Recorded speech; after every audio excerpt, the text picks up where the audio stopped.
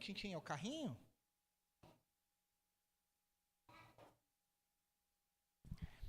A gente vai para a nossa quarta mensagem da série Respire. E hoje nós vamos falar sobre hábitos espirituais. A gente tem falado aí, né, sobre a ideia de estarmos ocupados de um ritmo de vida que não glorifica a Deus. Semana passada falamos sobre daqui a pouco eu volto aqui, mas da graça que Deus derrama sobre os dias comuns da nossa vida, né? E hoje nós vamos falar sobre hábitos espirituais e eu quero abrir com uma citação de um livro muito legal. Depois, se o slide funcionar, eu vou mostrar para vocês. O computador já ligou, mas o PowerPoint não quer abrir. Hoje o inimigo está furioso. Está muito furioso aqui. Mas acho que vai dar certo. Em algum momento vai dar certo. Eu quero ler uma citação de um livro de um autor chamado Brett McCracken.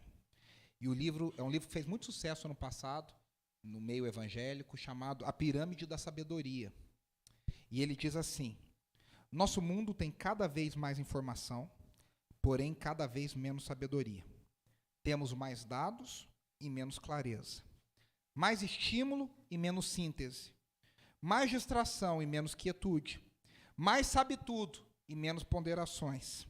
Mais opinião e menos pesquisas. Mais palavras e menos atenção. Mais julgamentos, menos observações. Mais diversões, menos alegria. Há mais, porém nós somos menos. E todos nós sentimos isso. Essa última frase dói, né? Há muito mais, mas nós somos todos menos. E todos nós sentimos isso. Se a gente fosse resumir tudo que a gente tem dito até aqui na série, eu coloquei aqui assim: os nossos hábitos são construídos em cima de um ideal de vida, de uma boa vida. Quer a gente tenha consciência ou quer a gente não tenha consciência. Nós vamos ver hoje que se a gente não tem consciência é mais perigoso, porque se a gente não escolher os nossos hábitos, é muito provável que alguém tenha escolhido por nós. Essa é uma outra situação. Mas os nossos hábitos, eles apontam para o que a gente entende que é uma vida feliz. Só que todo o nosso hábito, além dele revelar as nossas crenças, além dos hábitos revelarem o que nós cremos, eles nos moldam, eles nos transformam. Que nem a pessoa... Lembra do filme lá do Charlie Chaplin, né? Que ele vai fazendo um operário na fábrica e ele fica lá fazendo um movimento repetitivo e quando ele sai, ele não consegue parar de fazer o movimento, né? Ele fica fazendo movimento porque ele fez isso o dia inteiro. No mundo de hoje, as pessoas têm ler, tendinite, tal, porque é esforço repetitivo. Computador, digitando, escrevendo, apertando... Escrevendo não, né? Porque a gente quase não escreve mais. Eu vou preencher alguma coisa, às vezes até dói o dedo. Eu falo, gente, eu estou tão enferrujado de escrever que o dedo dói para preencher um contrato, assim, para escrever meu nome, CPF, endereço, já está assim, nossa, está doendo minha mão. Porque a gente não escreve mais. Né? Então a gente perde essa firmeza dos mas a gente está ali o tempo inteiro. Quantas pessoas você conhece hoje que tem problema nos tendões, tem problema na mão, de tanto que fica? A gente não é muito diferente do Charlie Chaplin, não. A gente fica lá e fica... Eu não sei se vocês viram um vídeo assustador, inclusive, de crianças que têm muito acesso a telas, celulares e tudo, e o vídeo das crianças dormindo, e as crianças dormindo, o dedinho fica assim, ó. A criança dormindo e o dedinho fica puxando para cima.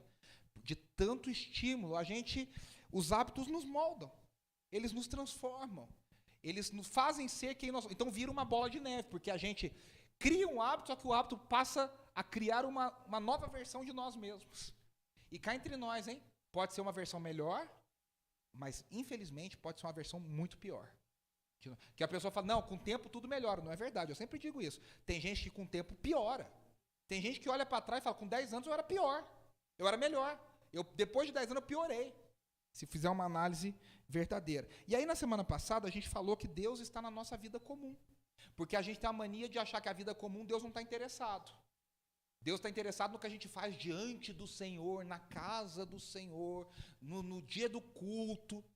E a gente viu semana passada que Deus está interessado em tudo que a gente faz, porque o nosso chão de vida é o chão onde Deus age, é onde Deus nos transforma, é o palco da ação ordinária de Deus. A gente clama pelo extraordinário, mas a gente também quer viver o ordinário com Deus. A gente quer viver o comum. E aí a gente falou sobre o texto de Jesus, né? Que o evangelho se cala. Não fala nada sobre a adolescência de Jesus, a não ser aquele episódio quando ele está em Jerusalém, com 12 anos. Mas o texto diz que ele cresceu em sabedoria, estatura e graça. Na nossa vida comum, a gente precisa experimentar crescimento em estatura, em sabedoria e graça. E aí, se a gente quer ser como Jesus, a gente tem que ser verdadeiros adoradores, que têm os hábitos que Jesus teve. E na mensagem de hoje, a gente vai refletir como hábitos doentios estão presentes na nossa vida e como a gente pode buscar uma verdadeira espiritualidade dos hábitos, hábitos espirituais que nos ajudam a limpar a alma para também entender. E nós vamos fazer isso em 2 mensagens, hoje e semana que vem. Na semana que vem, nós vamos falar na prática alguns hábitos, sugestões.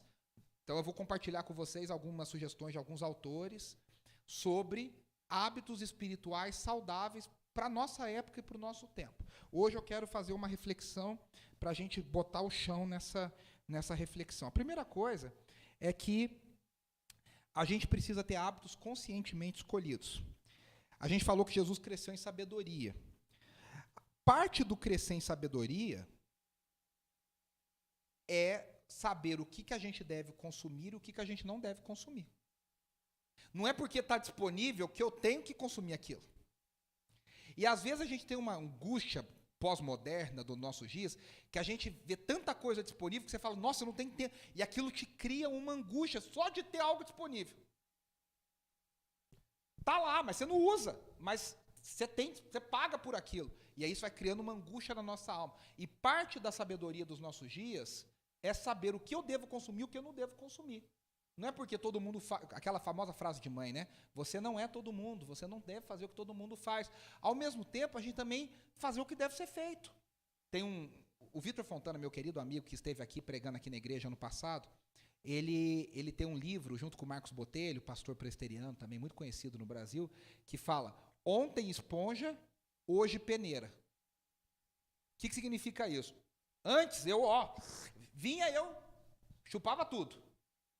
Engolia tudo, absorvia tudo. Não, hoje eu aprendi a peneira. Parte da sabedoria é isso, é dizer, olha, peraí, é o famoso texto de Paulo, né? Todas as coisas me são lícitas, mas nem todas me convêm. Isso é sabedoria. Isso é entender o que Deus tem para nós. Se a gente tem tanta informação.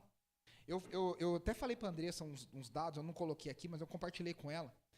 Questões de dados, assim, de produção de dados, é uma coisa absurda.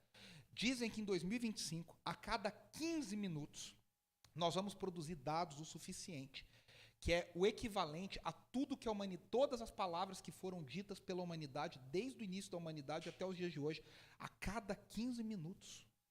A cada 15 minutos a gente vai pegar tudo que a gente já fez e vai multiplicar. E vai multiplicar, e vai multiplicar, e vai multiplicar. É tanta informação. A gente vê isso pelos nossos celulares, gente. Vocês sabem, não é segredo para ninguém que eu adoro Friends. Aí tem um episódio de Friends, acho que é na 3ª, 4ª temporada, que o Chandler compra um notebook, e aí ele chega e fala assim, nossa, meu notebook é super tecnológico. Aí ele fala, ele fala alguma coisa assim ridícula, tipo, tem 250 megas de memória. Hoje a gente olha para isso e fala, oi? Os nossos celulares, o teu celular tinha 4 gigas, sei lá, há uns 10 anos atrás. Aí, quando tinha 8, você achou o máximo. 16, você falou, nossa, que legal. E continua multiplicando. Hoje, nossos celulares estão com 128, 256, já tem iPhone com 1 tera. E, impressionantemente, sempre parece que falta memória no nosso celular. No da Andressa, sempre, coitada. Ela sempre fala, já é 128, e parece que não dá conta. Você fala, como é que eu vivia com de 64? Como é que eu vivia com de 32? Porque a quantidade de dados, não é que a gente guarda mais coisa, isso também. Mas é que a quantidade de dados produzidos está aumentando, aumentando, aumentando. Nesse mar de informações, se a gente tentar entender de tudo, ler de tudo, ouvir de tudo, saber de tudo, a gente fica louco, surtado, maluco. Então a gente precisa de sabedoria para uma dieta. E aqui esse autor, o Brett McCracken, ele diz assim, nós precisamos de fontes confiáveis de sabedoria, coisa embasada, ao invés das coisas que vêm e vão e a gente perde a noção das coisas.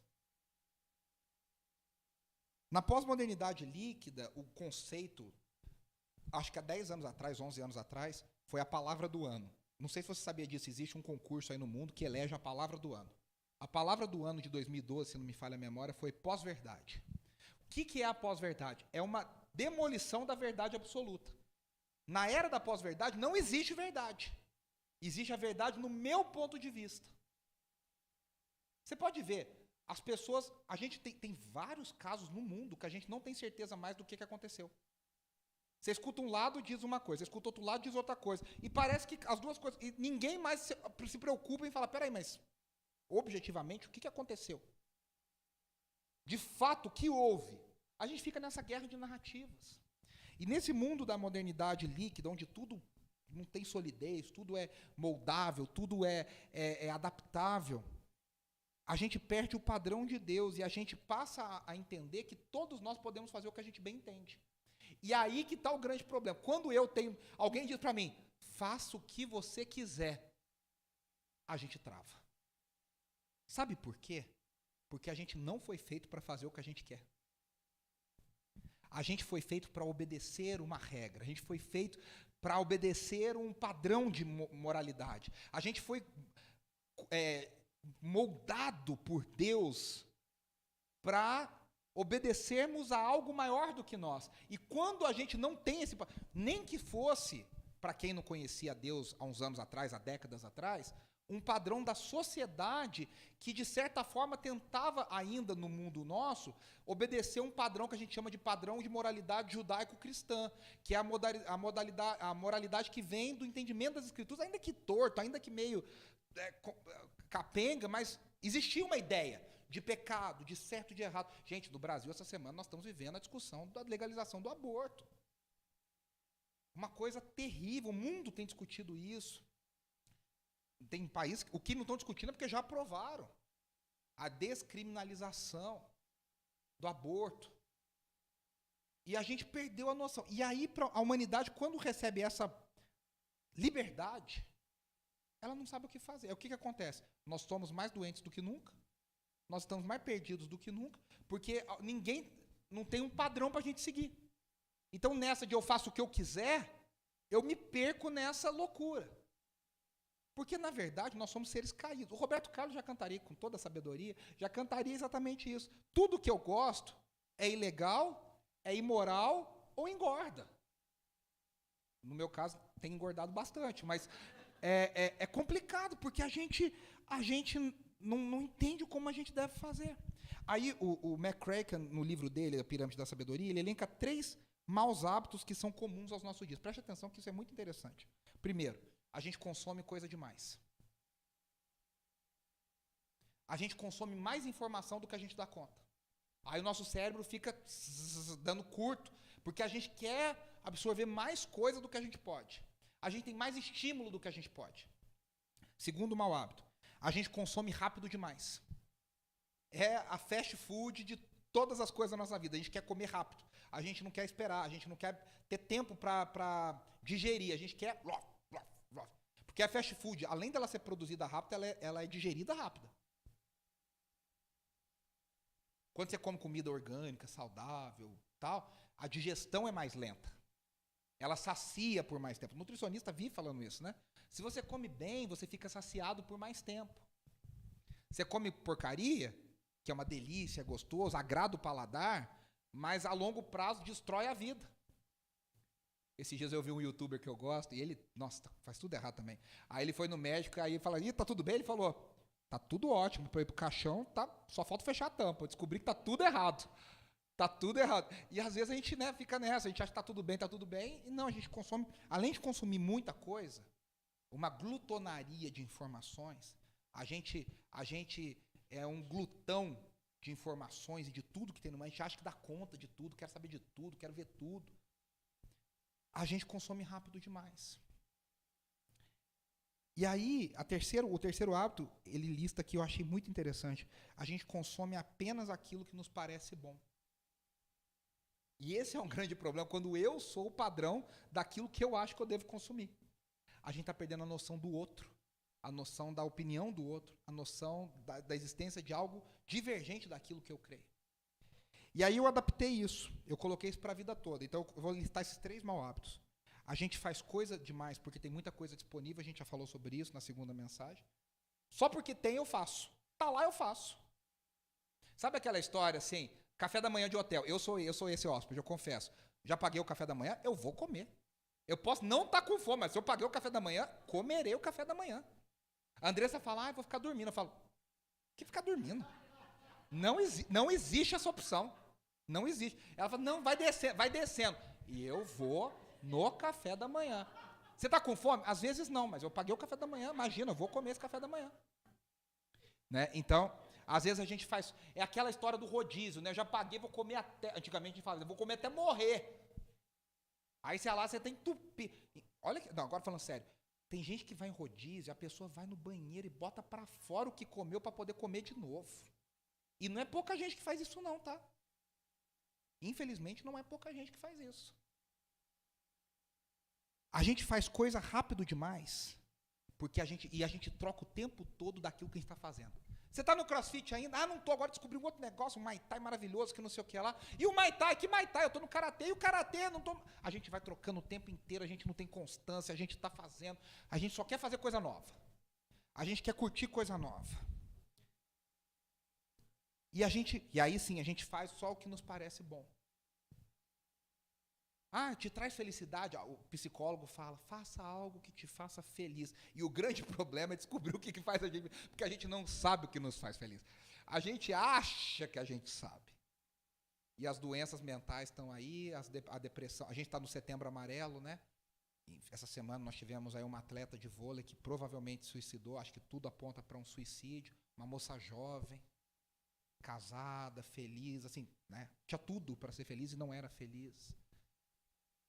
E a depressão está aí, a ansiedade está aí, o burnout está aí para provar que a gente está errado. Então, primeira coisa que a gente falou, a gente faz coisa demais porque a gente tem muita coisa disponível. Tudo que é em excesso nos prejudica.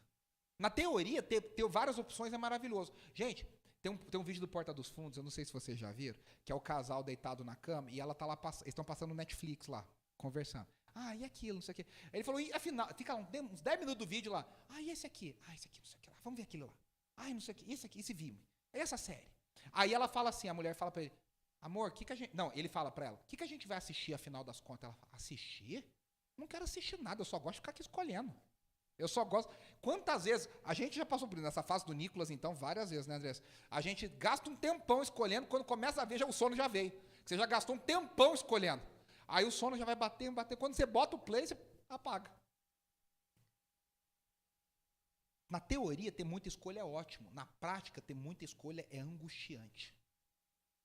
Você já teve aquela sensação de um sábado à tarde que você não tem nada? Você fala, vamos fazer alguma coisa? E aí você fala, o que a gente vai fazer em São Paulo? Aí você começa a pensar que tem 250 mil opções em São Paulo e você não consegue achar uma. E aquilo vai te trazendo uma angústia, vai te trazendo uma angústia, vai te trazendo uma angústia. E aí você fala, e vamos fazer aquilo? Ah, aquilo não. E aquilo? Ah, aquilo também não. E aquilo? Aí chega uma hora que você fala assim, peraí, não é possível que no meio de 250 mil opções eu não consiga achar uma que eu consiga fazer. E aquilo vai nos angustiando.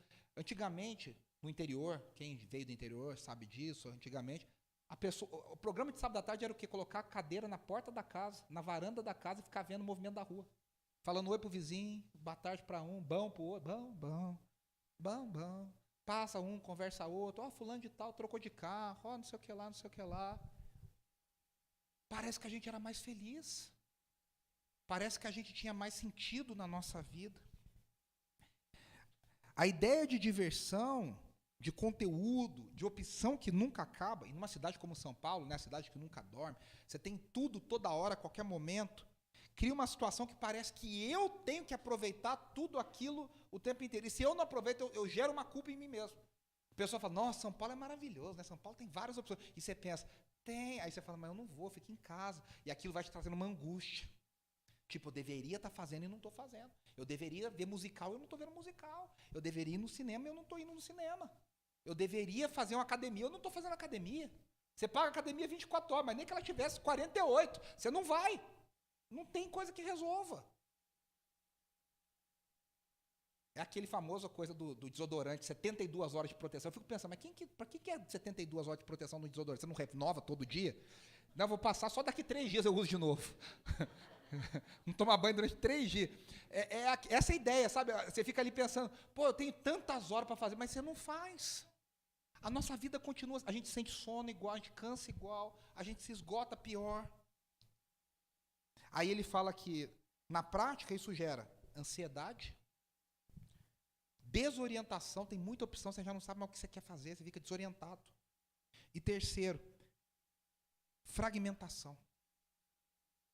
A vida é nossa fragmentada, tudo é cortado, parece que nada mais tem sentido, parece que nada é uma coisa só. A gente é tudo fragmentado. E aí nessa fragmentação a gente se sente impotente. A gente fala, pô, eu já falei isso aqui para vocês. Na geração que tudo pode, o sexo é livre, está disponível, tem todas as opções, tem casa disso, casa daquilo, opção daquilo, aquilo outro. Todas as pesquisas apontam que a geração de jovens é a que menos tem relação sexual nos últimos anos do Brasil. Aí você fala, mas por que? Está disponível toda hora, tem aplicativo, tem isso, tem aquilo, tem balada. Mas tem tanta coisa que o pessoal não se acha mais. Falaram para as pessoas, você pode ser, a gente estava falando isso aqui. Eu estando aqui antes, aqui a gente estava discutindo uma notícia, você pode ser o que você quiser. As pessoas agora descobriram 255 opções de gênero para ser. A pessoa não sabe mais o que ela é. Antes só tinha 2. E você já nascia com um deles. Então você não tinha que escolher, você era aquilo. Aí agora não, agora você tem que escolher. A pessoa fica já nasce angustiada. A militância agora é contra a chá de revelação. Você não pode fazer chá de revelação, porque se você diz que é menino ou menino, você está impondo sobre o bebê. Então agora você tem que esperar o bebê escolher o que ele quer ser. O mundo é isso hoje. Então, você sabe que isso tem um nome na psicologia? Isso chama FOMO. Em inglês significa Fear of Missing Out, que é o medo de estar por fora.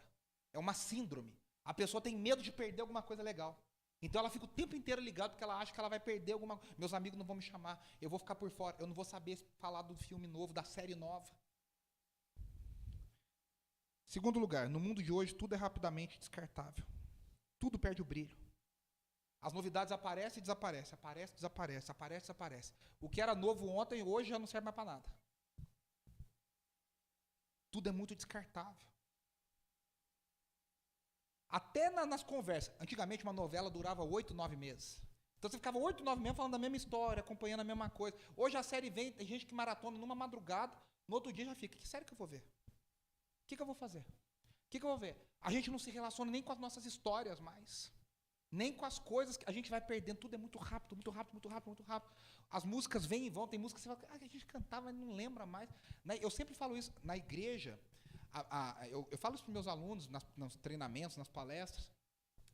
Em 97, as 25 músicas mais cantadas nas igrejas dos Estados Unidos, em 200 mil igrejas, tinham, em média, 17 anos de composição.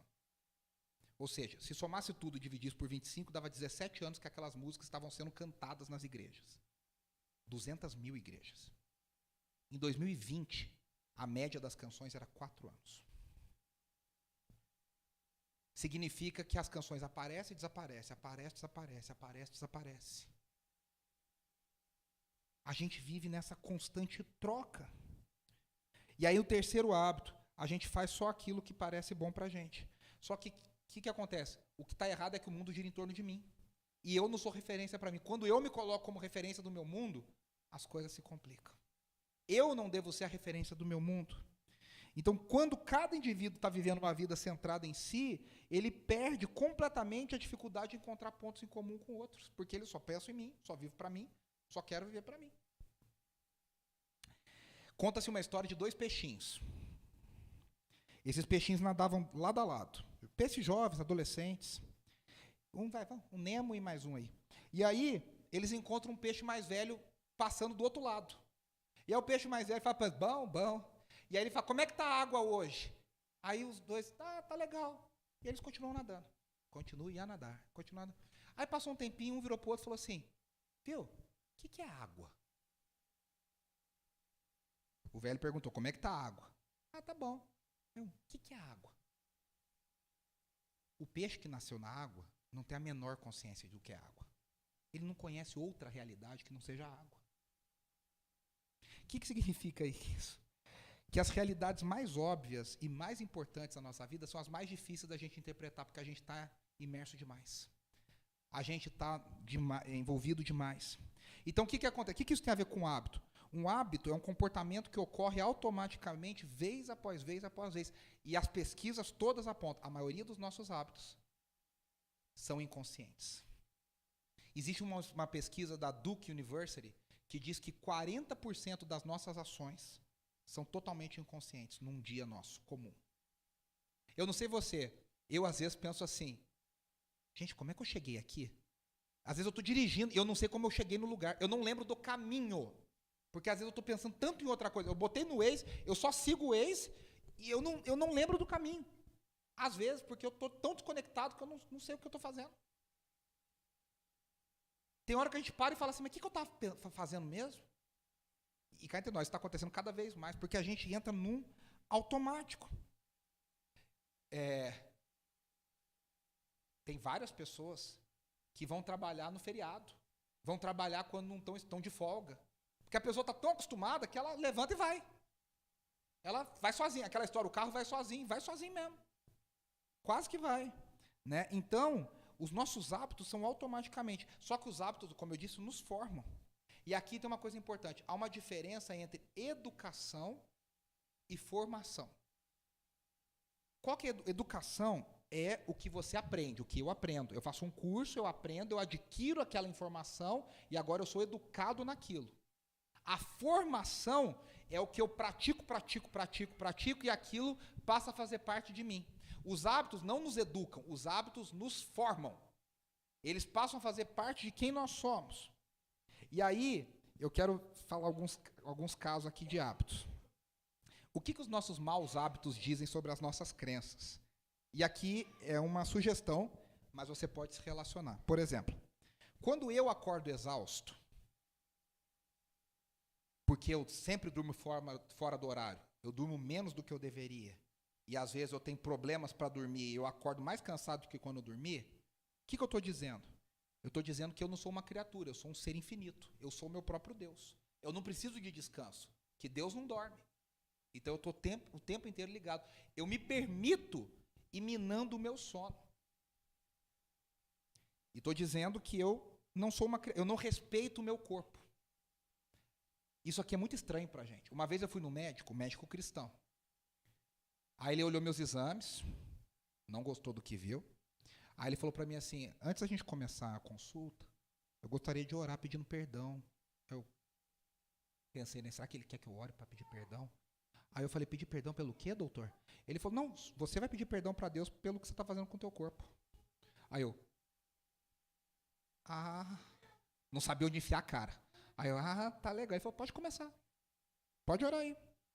E aí eu orando sem saber o que falar, né? Nessas horas, Senhor, bom. Segunda coisa. Eu olho as redes sociais, eu falei semana passada, né? Abriu o olho, já está com o celular na mão. Vou ver e-mail, vou ver mensagem, vou ver se alguém me escreveu no WhatsApp. O que eu estou querendo dizer? Eu não posso ter um tempo de quietude. Eu prefiro ter uma resposta pronta a qualquer momento. Eu quero que as pessoas me valorizem, eu quero que as pessoas me notem. A gente tem um buraco de identidade. Como é que a pessoa vai mandar mensagem e eu não vou responder? Ela vai achar que eu não importo com ela. Não, eu tenho que responder. Eu tenho que estar disponível. Terceiro hábito, eu estou sempre correndo.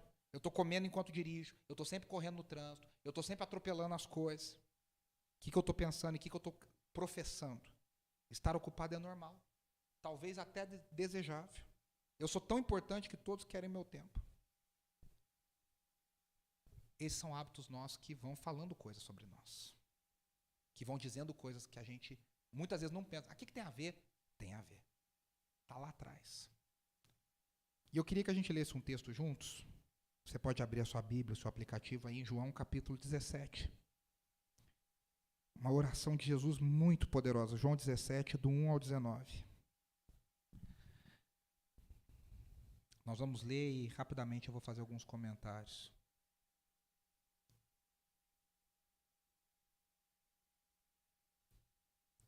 Depois eu mando os slides para vocês pelo WhatsApp, que eu fiz tão bonitinho. Queria que vocês vissem. João 17, do 1 ao 19, diz assim, Jesus diz, depois de dizer isso, Jesus olhou para o céu e orou. Pai, chegou a hora, glorifica o teu Filho, para que o teu Filho te glorifique. Pois lhe deste autoridade sobre toda a humanidade. Abriu. Para que conceda a vida eterna a todos que lhe deste. Esta é a vida eterna, que te conheçam, o único e verdadeiro Deus. E a Jesus Cristo, a quem enviaste. Versículo 4 diz, eu te glorifiquei na terra, completando a obra que me deste para fazer. 5. E agora, Pai, glorifica-me junto a ti, com a glória que eu tinha contigo, antes que o mundo existisse. Eu revelei teu nome àqueles que do mundo me deste. Eles eram teus, tu os deste a mim. E eles têm obedecido a tua palavra. Agora, eles sabem que tudo o que me deste vem de ti. Pois eu lhes transmiti as palavras que me deste, e eles as aceitaram. Eles reconheceram de fato que vim de ti e creram que me enviaste. Eu rogo por eles, não estou rogando pelo mundo, mas por aqueles que me deste, pois são teus. Tudo que eu tenho é teu, e tudo que tens é meu, e eu tenho sido glorificado por meio deles. Não ficarei mais no mundo, mas eles ainda estão no mundo, e eu vou para ti. Pai Santo, protege-os em teu nome, o nome que me deste, para que sejam um, assim como somos um. Enquanto eu estava com eles, eu os protegi e os guardei no nome que me deste. Nenhum deles se perdeu, a não ser aquele que estava destinado à perdição, para que se cumprisse a Escritura. Agora vou para ti, mas digo essas coisas enquanto ainda estou no mundo, para que eles tenham a plenitude da minha alegria. Dê-lhes a tua palavra e o mundo os odiou, pois eles não são do mundo, como eu também não sou. Não rogo que os tires do mundo, mas que os proteja do maligno. Eles não são do mundo, como eu também não sou. Santifica-os na verdade, a tua palavra é a verdade. Assim como me enviaste ao mundo, eu os enviei ao mundo. Em favor deles eu me santifico, para que também eles sejam santificados pela verdade. Veja, essas são... O slide funcionou, graças a Deus. Deixa eu só ligar aqui o... Essas são as últimas palavras de Jesus antes da crucificação. Todo mundo sabe que as últimas palavras antes da morte são importantes. Ninguém vai falar besteira antes da morte. As pessoas vão falar coisas importantes. As pessoas confessam segredo, as pessoas pedem promessas, as pessoas falam coisas que significam coisas importantes na vida delas antes de morrer, se elas sabem que vão morrer. Então Jesus está falando e orando algo muito sério. E você vai falar assim, esse texto não tem nada a ver com hábito. Realmente, à primeira vista, não tem nada a ver com hábito. Jesus não estava fazendo nada importante de repetitivo, cotidiano. Mas aqui tem uma coisa por trás desse texto que me chamou a atenção para esse texto sobre hábitos. Jesus está indo embora. Jesus está indo embora. Ele vai morrer, vai ressuscitar, e ele sabe que ele vai voltar para o céu, ele vai voltar para a glória eterna. E agora ele está deixando os discípulos para viverem por si só. Então, na prática, o que está acontecendo é o seguinte: Jesus está indo embora com a certeza de que ele fez bem o trabalho dele. Qual foi o trabalho dele? Ele viveu uma vida de hábitos que glorificam ao Pai. Ele diz, Pai, eu glorifiquei o teu nome. Ou seja, tudo que eu fiz... Jesus, olha que loucura a gente pensar nisso, né? Que coisa linda. Jesus pôde dizer, tudo o que eu fiz em 33 anos de vida, eu fiz para a glória de Deus. Eu nunca fiz algo na minha vida que não fosse para glorificar o Pai. Então Jesus diz, eu glorifiquei o teu nome. Só que mais do que isso, agora Jesus confia que ele ensinou os discípulos a viver o estilo de vida que ele viveu enquanto esteve aqui. Porque ele está dizendo, eles não são, eu não sou do mundo, mas eles também não são. O mundo me odeia, mas o mundo também vai odiá-los. Ou seja, Jesus está dizendo, tudo que eu desenvolvi na minha vida com o Pai, na minha caminhada com o Pai, os discípulos também agora estão desenvolvendo e vão desenvolver e vão aprender a viver de hábitos que glorificam ao Pai também. Então esse texto não aborda diretamente, mas está dizendo, é o ápice do processo. Jesus agora ele tem plena certeza de que ele cumpriu. Porque se ele tivesse dúvida, ele falava assim, Senhor, me dá mais um pouquinho de tempo aqui, Pai, porque, cara, Pedro é teimoso demais. Eu tentei, mas o bicho é tinhoso. Me dá mais 6 meses, que aí eu termino. Não, Jesus chega no seu momento e ele tem a certeza de que ele cumpriu o que o Pai queria dele. Então, é por isso que esse texto nos interessa muito. Oh, glória a Deus, aleluia, amém. Por isso que esse texto nos interessa muito. Aqui o livro que eu mostrei para vocês, falei para vocês, A Pirâmide da Sabedoria. Já falamos tudo sobre isso aqui, né? Então, Jesus tem a ideia de que nós agora precisamos viver no mundo e cumprir a missão de Deus. Primeira coisa que fica de lição para nós, a oração é uma ferramenta indispensável na nossa vida com Deus, nos hábitos espirituais. A base de todos os hábitos espirituais é a oração. Se a gente não ora, a coisa está complicada. A oração é o primeiro hábito espiritual que a gente deve ter. Agora, veja só, a primeira coisa que eu quero ressaltar aqui no texto rapidamente. Jesus não quer tirar os discípulos do mundo. Ele fala várias vezes, eu não peço que o Senhor os tire do mundo. Porque seria fácil a gente falar assim, vamos fazer o seguinte, vamos comprar um loteamento, a gente divide as casas, a gente monta uma comunidade, um monastério nosso, e lá a gente vai ter só prática de meditação e oração e leitura das escrituras, e vai ser maravilhoso. Jesus não está pedindo para a gente se separar do mundo. Jesus está dizendo, eu estou pedindo para que o Senhor os proteja enquanto eles estão no mundo. A gente não deve viver uma vida estranha. A gente não deve viver uma vida à parte, como se a gente não fizesse parte da cultura. Que as pessoas da família falam, ih, fulano é estranho, nunca vem nas coisas, nunca participa de nada, tem uns assuntos estranhos. Sabe aquela pessoa, eu falo que tem umas pessoas, a gente tem uns amigos assim, que às vezes a gente conversa com as pessoas, parece que a pessoa vive no século XVI. Você fala, e aquela, não vi. E aquele, não sei. E aquele, também não. Você se sente até mal, você fala, caramba, será que eu estou errado? Porque assim, tudo que eu falo a pessoa não sabe, não viu, não tem. Não tem televisão, não vejo rádio, não ouço rádio, não vejo notícia, não sei de nada. A pessoa vive assim, isolada. Jesus nunca pediu para a gente viver isolado. Ele diz que nós devemos aprender a viver como um discípulo no mundo, enquanto estamos no mundo. Então Jesus confia, como eu disse para vocês, que ele formou hábitos e formou um estilo de vida nos discípulos que capacita os discípulos a viverem no mundo em oposição a eles. A gente vive a mesma situação. Nós somos chamados a ser discípulos num mundo que odeia o Evangelho. Num mundo que está em oposição ao Evangelho, enquanto nós aguardamos a volta do Senhor. O McCracken diz assim, eu me lembro que ao longo da história cristã, os seguidores de Jesus nunca fugiram dos doentes por medo de serem infectados. Eles ficaram com os doentes e tentaram ajudá-los. A gente olha, o mundo está doente, então vamos nos retirar. Não, o mundo está doente, vamos tentar fazer parte da solução de Deus para esse mundo. Vamos tentar provar alguma coisa que Deus quer fazer. O que os discípulos agora devem possuir é um conceito que Jesus repete várias vezes no texto, se vocês prestarem atenção. Vida eterna. Vida eterna. Os discípulos foram chamados para uma vida eterna. Qual que é o nosso problema muitas vezes? A gente não tem a perspectiva de eternidade. A gente só vê o amanhã. A gente só vê o hoje. A gente quer as coisas imediatas.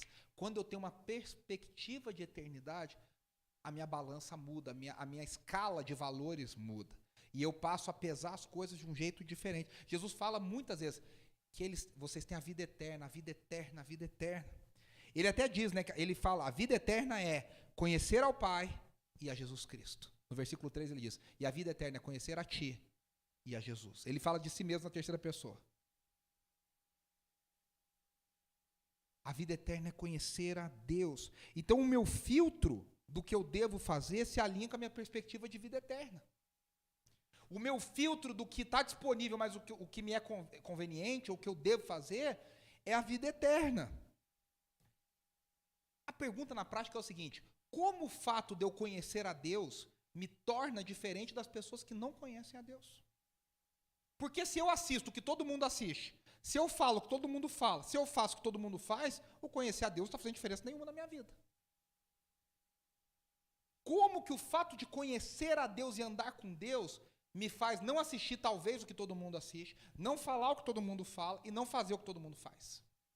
Porque eu tenho a vida eterna, eu conheço o Pai e conheço o seu Filho Jesus no poder do Espírito. Esse é um grande filtro. Eu tenho que estar no mundo, mas ao mesmo tempo eu tenho que ser diferente. Eu tenho que estar no mundo, mas eu tenho que dar testemunho ao mundo. E aí fica claro para mim, nesse texto, o senso de missão que Jesus tinha. Cara, Jesus tinha um senso de missão que estava o tempo inteiro na cara dele, assim. Ele não perdeu o senso de missão em nenhum momento. Eu fui chamado para isso, eu vou fazer isso. Ele fala várias vezes. Versículo 1 ele fala, Senhor, Pai, chegou a hora. Ele sabia que a hora dele chegou. Ele tinha uma hora, o relógio estava lá, tic-tac, tic-tac, tic-tac. Chegou. No versículo 2 ele diz, para que conceda a vida eterna a todos o que lhe deste. Aí no 4 ele diz, eu te glorifiquei na terra, completando a obra que me deste. Ele chega lá e fala, eu fiz tudo o que o Senhor queria que eu fizesse. Eu já falei aqui algumas vezes para vocês nessas mensagens. A gente não deve fazer, a gente não vai ser julgado por aquilo que a gente acha que a gente deveria ver. A gente vai ser julgado por aquilo que Deus queria que a gente fizesse e a gente não fez. A gente não foi chamado para fazer tudo no reino de Deus. Deus tem um chamado e uma vocação para cada um de nós. A gente tem que ter um senso de missão, de urgência. Sabe aquela ideia que Jesus diz, os campos estão brancos, os trabalhadores são poucos. Eu tenho que olhar para isso e falar, não há tempo a perder. Não há tempo a perder. Eu tenho que trabalhar com urgência para o reino de Deus. Eu tenho que ter um senso de missão. Tem crente que parece que está de férias na Disneylândia. E eu não estou falando nem de frequentar a igreja, estou falando da vida espiritual da pessoa. A pessoa parece estar de boa na lagoa, assim, deitada, tudo é maravilhoso. Meu irmão, o diabo não está em todas as coisas. Que eu tenho um crente do outro lado, só vê o diabo em tudo, né, Adelmo? O cara só fica ali, né? Isso é Satanás. Tem hora que Satanás falou, dá uma folga, que isso aí nem fui eu, hein? Mas a pessoa tá lá, não, porque o cara acusa Satanás, que é o acusador, mas isso é outra história. Aí tem gente que vê Satanás em tudo, mas tem um crente também que não tá tudo bom sempre.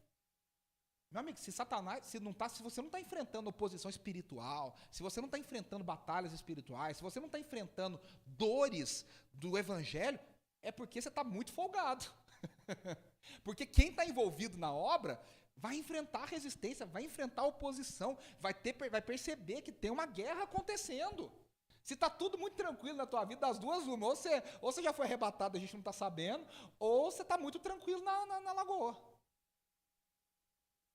Jesus tinha um senso de missão e ele tinha uma noção que o mundo era perigoso. Ele fala, Senhor, protege-os, guarde-os, livre-os do mal. A gente não está falando que é tudo mal, mas a gente não pode negar o mal. A gente não pode negar a necessidade de sermos guardados pelo Senhor. De que a gente está enfrentando uma batalha, que a gente está lutando uma guerra.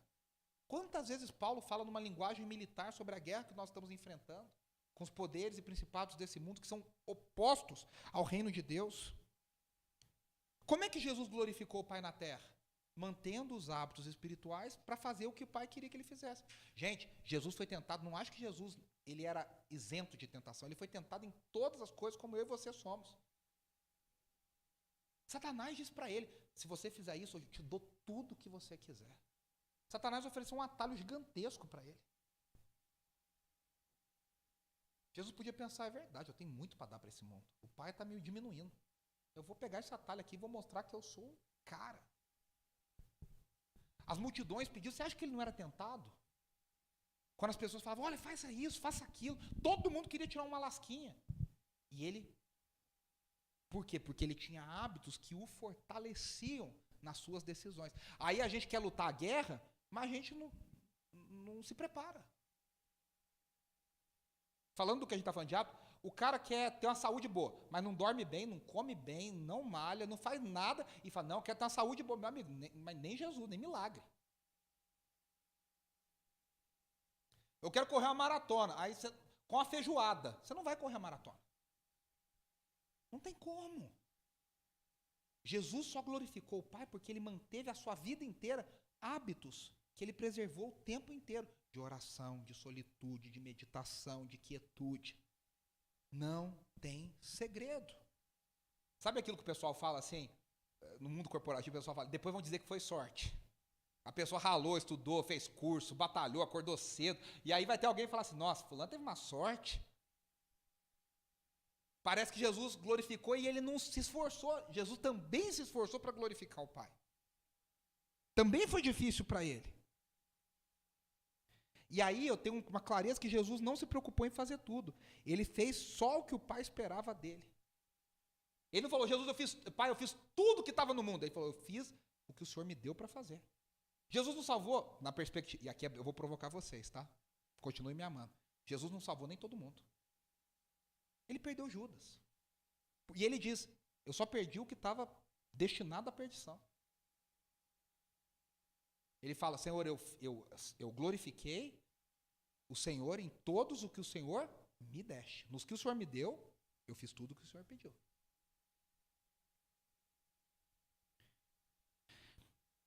A certeza da identidade de Jesus no Pai também o capacitou a viver. E aqui é uma coisa muito importante. Quando Jesus começou o seu ministério, a voz celestial veio dizendo: esse é o meu filho amado, em quem eu tenho alegria. Jesus não precisava fazer nada para provar que ele era o filho amado. Ele tinha certeza que ele era o filho amado. Muitas escolhas que nós fazemos, eu e você, são fruto da nossa insegurança em quem nós somos. Aí a gente aceita para provar que a gente é. A gente aceita para provar que a gente pode. A gente aceita para... Se a gente tivesse certeza de quem nós somos, a gente faria muito menos coisa do que a gente faz. Porque a gente tem certeza que a gente é.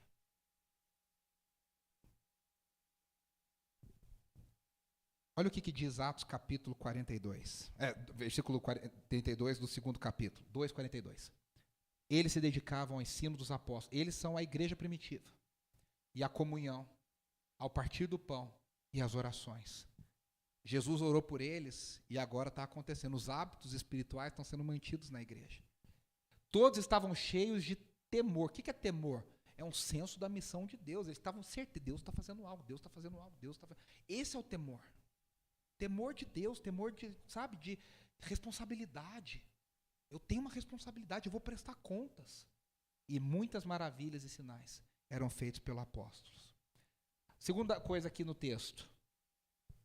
Hábitos espirituais requerem uma longa obediência na mesma direção. Isso aqui não fui eu que inventei essa frase. Isso aqui foi dito por um dos maiores pastores e escritores do século XX, chamado Eugene Peterson. Ele diz que o cristão é chamado a obedecer longamente na mesma direção. Jesus está dizendo algo aqui, e isso não fica muito claro para nós, que chocou os discípulos. O que chocou os discípulos? Jesus, o que os discípulos esperavam? O Messias que viesse, e nem era filho de Deus, hein?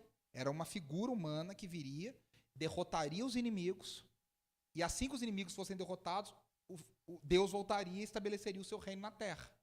Jesus é o Messias sendo filho de Deus, só que Jesus tem uma agenda diferente. Ele diz: eu não vou ficar por aqui ainda. Eu vou dar um tempo, eu vou para o céu de novo e eu vou voltar. Isso aqui é chocante. É que a gente já lê sabendo o final da história. Os discípulos, quando Jesus fala assim, eu vou para o Pai e vou deixar vocês aqui, para eles era o fim do mundo. Que história é essa que você vai deixar a gente aqui? Então, o que significa isso? A expectativa dos discípulos era um Messias que já viesse e já resolvesse. O que Jesus fala? Vocês vão ter que aprender a esperar. Vocês vão ter que aguardar. Vocês vão ter que segurar a onda de vocês. A gente quer as coisas muito rápido. Deus tem que responder para ontem. A gente ora e quer a resposta. E Deus não tem o menor compromisso com a nossa pressa e com a nossa ansiedade. Todas as vezes que Deus fez algo na vida de alguém, Ele mandou esperar. Neemias esperou 4 meses. Moisés, 40 anos. Davi, 20 anos. Jesus, 30 para começar o ministério. A igreja, já são 2000 anos e contando. A gente tem muita pressa e Deus não tem compromisso nenhum com a nossa pressa. Ele está nos esperando. Não há atalho. A vida cristã não é um final de semana que você faz um curso e sai um super cristão. A vida cristã é uma jornada de crescimento. E é uma obediência constante. Jesus diz, você foi fiel no pouco, eu vou te colocar sobre o muito. É obedecer nas pequenas coisas, constantemente, por anos e anos e anos e anos e anos e anos e anos.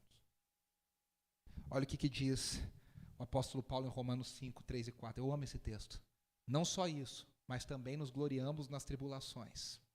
Porque isso aqui é uma coisa de louco, né? Se gloriar nas tribulações é coisa de gente maluca, que entendeu o que é a vida eterna. Aí diz, porque sabemos que a tribulação produz perseverança. A perseverança é um caráter aprovado.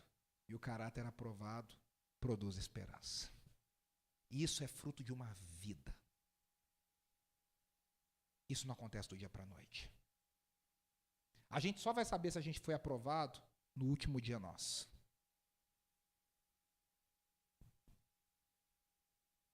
Olha o outro texto lindíssimo das Escrituras. Pedro diz assim, 1 Pedro 1, do 6 ao 7. Nisso vocês exultam, ainda que agora por um pouco de tempo vocês devam ser entristecidos por todo tipo de provação.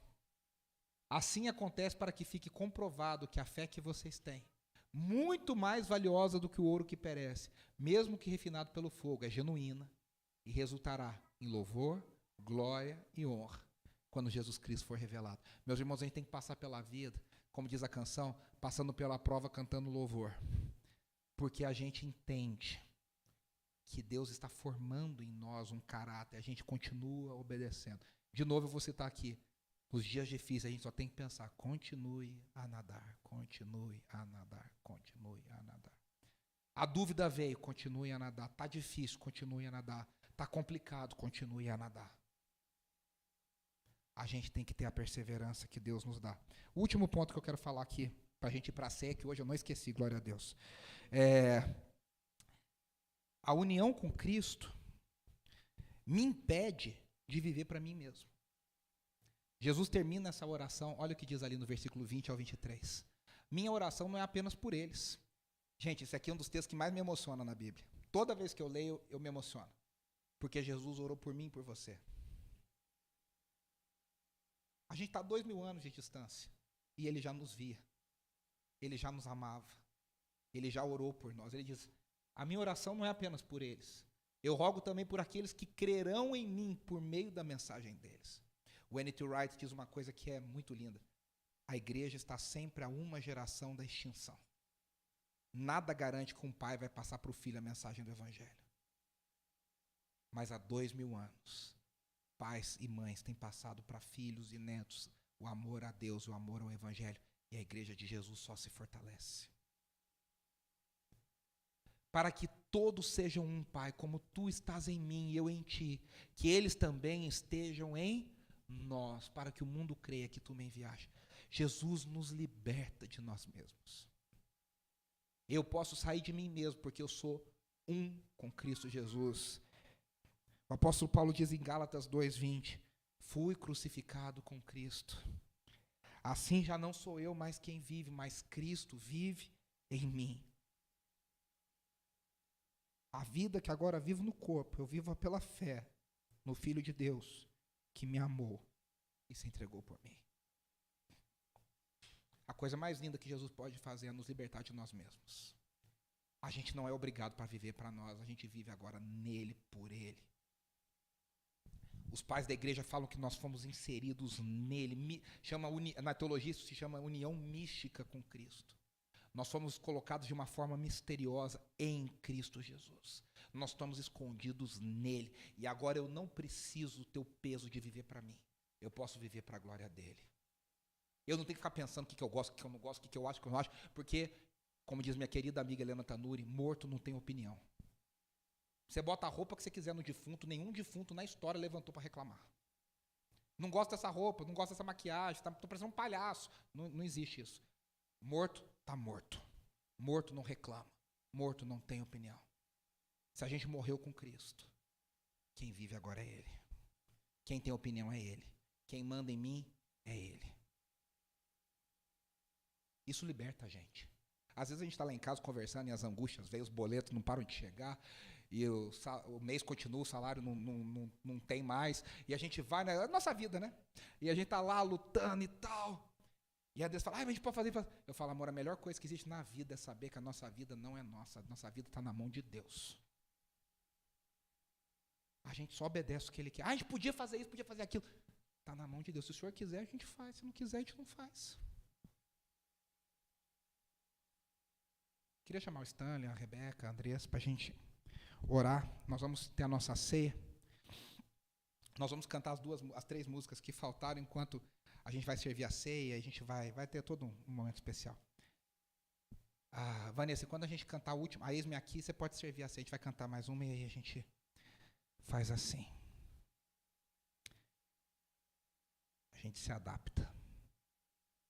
A gente tem mais 15 minutinhos, tá, pessoal? Hoje passou um pouquinho pelo problema aqui, mas creio que está tudo certo.